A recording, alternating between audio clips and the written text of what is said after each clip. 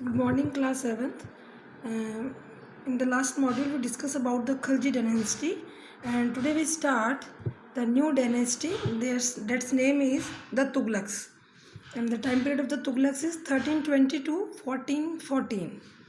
So here is the one word कि Tughlaq dynasty का founder बच्चों गाजी मलिक था, जो गवर्नर था अलाउद्दीन खिलजी के टाइम में। उसने सल्तनत को अपने अंडर में लिया 14वीं सेंचुरी में, and after killing the last Khilji ruler, मतलब लास्ट खिलजी रूलर खुसरो खान थे, जिनको पहले उन्होंने मारकर सीट को अपने अंडर में ले लिया। And he assume the title of Ghiyasuddin Tughlaq, मतलब कि जो गाजी मलिक जिन्होंने तुगलक डायनेस्टी की स्टार्टिंग की थी, उन्होंने सीट पे बैठते खुद को एक टाइटल दिया जिसका नाम था Ghiyasuddin Tughlaq. Now the starting Ghiyasuddin Tughlaq some reform work किए थे उन्होंने, गयासुद्दीन तुगलक ने, रिगार्डिंग फार्मर्स को लेके स्पेशली। बट क्या थे वो, देखिए इसमें लिखा हुआ है, ध्यान दीजिएगा। His reform brought much relief specially to the farmers. सबसे पहले to help the farmers, Ghiyasuddin reduce the farm tax को कम किया, 1/10 ऑफ द प्रोड्यूस कर दिया। He granted farmer respite from the tax, मतलब टैक्स से फ्री कर दिया। At the time of drought उन्होंने लैंड का सर्वे भी करवाया था। बच्चों लैंड के सर्वे में ये फाइंड किया जाता है कि लैंड में कौन से मिनरल की कमी होती है, और उस मिनरल को जब लैंड में मिक्स कर दिया जाता है तो लैंड फर्टिलिटी से फुल हो जाती है, उसके बाद में उसका प्रोडक्शन भी डबल हो जाता है। So he also built a number of bridges, garden बनवाए, और उन्होंने इवन एक नई सिटी भी बनाई जिसका नाम था तुगलकाबाद नियर दिल्ली। ओके, ये तो थे reform works regarding farmers.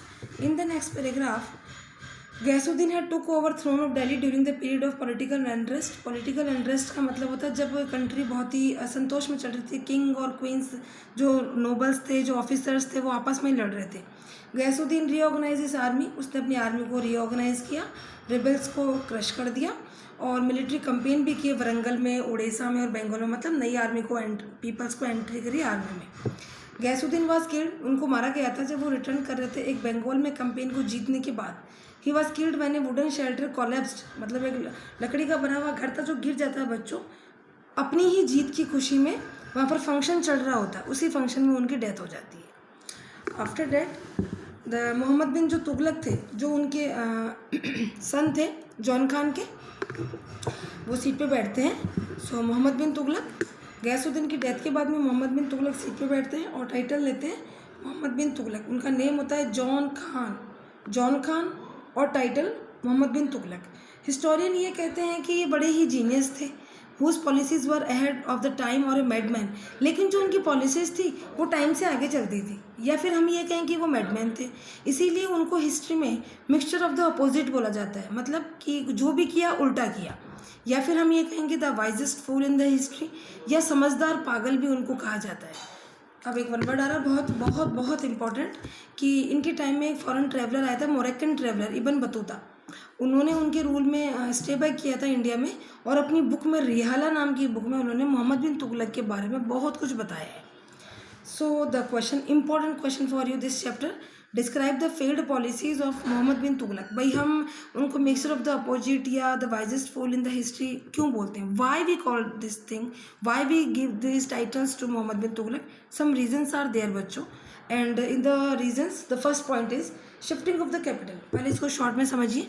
Shifting of the capital का मतलब दिल्ली कैपिटल थी बच्चों, लेकिन इस मोहम्मद बिन तुगलक के टाइम में मंगोल्स ने बहुत इन्वेंशन किया था इंडिया पे, तो मंगोल इन्वेंशन से परेशान होकर मोहम्मद बिन तुगलक ने डिसाइड किया कि क्यों ना कैपिटल बदल दी जाए और हम कहाँ पहुँच जाएँ, दिल्ली से दौलताबाद जो एमपी में था। अब सबसे बड़ी बात ये थी कि उस टाइम में तुगलक एम्पायर में दिल्ली, गुजरात, मालाबार और अफ़गानिस्तान इंक्लूड होते थे, इतना बड़ा एरिया, पहली बात। दूसरी बात, इन सब लोगों को उन्होंने ये बोला कि आप भी हमारे साथ दौलताबाद जाएंगे, तो पीपल्स बड़े परेशान हो गए। जब वो परेशान हो गए, लेकिन अब उन्होंने, क्योंकि किंग का ऑर्डर था बच्चों, तो उनको जाना ही था, तो वो रवाना तो हो गए, निकल गए, लेकिन स्क्रॉचिंग हीट में पीपल्स दौलताबाद निकले तो बहुत सारे तो मर चुके थे। अच्छा, वो वहाँ पहुँचे और 5 महीने के अंदर ही मोहम्मद बिन तुगलक को ये फील होता है कि ये तो मिस्टेक हो गई, क्योंकि दौलताबाद में बैठ के नॉर्थ वाले पार्ट, मतलब इंडिया के नॉर्थ वाले पार्ट को यहाँ बैठ के कैसे सेट किया जा सकता है। तो उन्होंने ये डिसाइड किया कि नो, यहाँ नहीं रहेंगे और shift back to the Delhi, वापस से दिल्ली चलेंगे। सो मेरे हिसाब से कोई नीड नहीं है कि आपको यहाँ पे इंग्लिश की रीडिंग की जाए। When you read this paragraph with underline lines, you understand this thing कि कैपिटल को चेंज करना मोहम्मद बिन तुगलक के लिए फेल पॉलिसी थी. Then second, taxes in the Ganga Yamuna Doab, मतलब कि उन्होंने टैक्स बढ़ाया था गंगा यमुना दोआब में, क्योंकि दोनों ही रिवर बड़ी फर्टाइल हैं. तो उन्होंने ये सोचा कि टैक्स बढ़ाने से वहाँ पे प्रोडक्शन तो हो ही रहा है, प्रोडक्शन से जो फार्मर्स थे वो टैक्स चुका देंगे. पर क्यों बढ़ाया था, उसका भी एक रीज़न है. मैंने अभी आपको बताया था कि Muhammad bin Tughlaq at the time of Muhammad bin Tughlaq too much Mongol inventions attack by the Mongols on India. So he Muhammad bin Tughlaq wanted to defeat the Mongol with a big army. सो उन्होंने आर्मी को, लार्ज आर्मी अरेंज करने के लिए गरियासिन टाउन नहीं बनाया. गरियासिन टाउन का मतलब होता है बच्चों आर्मी एरिया. नहीं बनाया उन्होंने आर्मी को ये ऑर्डर दिया कि उनको दिल्ली खूना में रिलीव करना चाहिए. मतलब कि दिल्ली खूना एक ओल्डेस्ट पार्ट था दिल्ली का, उनको वहाँ स्टे बैक करवाया गया. लेकिन बच्चों इतनी बड़ी लार्ज आर्मी के लिए फूड और शेल्टर और आर्म्स को अरेंज करने के लिए उन्होंने गंगा यमुना दोआब में टैक्स बढ़ाया. लेकिन उनकी किस्मत ख़राब थी. उसी साल गंगा यमुना दोआब में क्या आ जाता है, फमाइन आ जाता है. Due to the famine farmers पे नहीं कर पाते टैक्स, तो बहुत सारे फार्मर्स लैंड को छोड़ के भाग जाते हैं और कुछ रिवोल्ट भी कर देते हैं. लेकिन सुल्तान ने ट्राई करता है कि वो अपनी मिस्टेक को रीअरेंज करे, वापस से उसको रिकरेक्ट करे. तो उसने फार्मर्स को और एग्रीकल्चर एक डिपार्टमेंट ओपन करता है जहाँ से फार्मर्स को लोन प्रोवाइड करवाते हैं. लेकिन तब तक बहुत देर हो चुकी होती है. यहाँ पर एक क्वेश्चन इंपॉर्टेंट है कि स्टार्टिंग सबसे पहले फार्मर्स को लोन कौन प्रोवाइड करना शुरू करता है, तो answer is Mohammad bin Tughlaq. Then the third policy is token currency. Token currency मतलब करेंसी को चेंज कर दिया है. 1329 में मोहम्मद बिन तुगलक ने एक नई टोकन करेंसी इंट्रोड्यूस करी. सिल्वर, चांदी की जगह ब्रॉन्ज की करेंसी स्टार्ट कर दी. तो ब्रॉन्ज करेंसी तो बच्चों सस्ती होती है चांदी से, तो as the token currency made cheaper metal, क्योंकि चीप मेटल से बनती थी तो कॉपी करना बड़ा ईजी था. तो लोगों ने क्या किया, अपने घर में ही बनाना शुरू कर दिया सिक्के. तो इससे क्या हुआ बच्चों, एम्पायर पूरा फिल हो चुका था कौन सी, नकली कॉइन्स की. कन्फर्टफाइड कॉइन्स का मतलब नकली कॉइन से भर चुका था. अब क्या करें, लोगों ने गोल्ड और सिल्वर को अपने घर में सेव कर लिया और ब्रॉन्ज से सामान खरीदना शुरू कर दिया. अब मोहम्मद बिन तुगलक को रियलाइज़ होता है कि ये तो मिस्टेक हो गई. He order to recall all the token currency. उसने बोला कि पुरानी वाली करेंसी वापस चलेगी, ब्रॉन्ज करेंसी नहीं चलेगी. And the last, military expedition.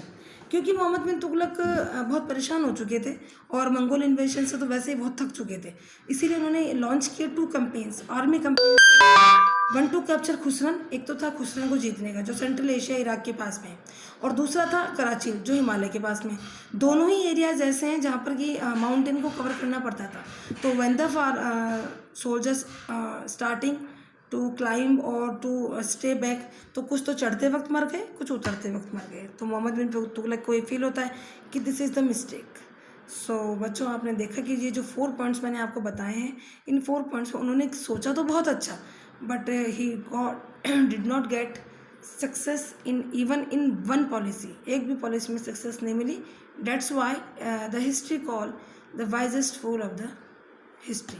So historian सही कहते हैं कि ये समझदार पागल थे. I hope you understand this very well. And doubt हो तो पूछ लीजिएगा. And do the questions in the okay. Have a nice day.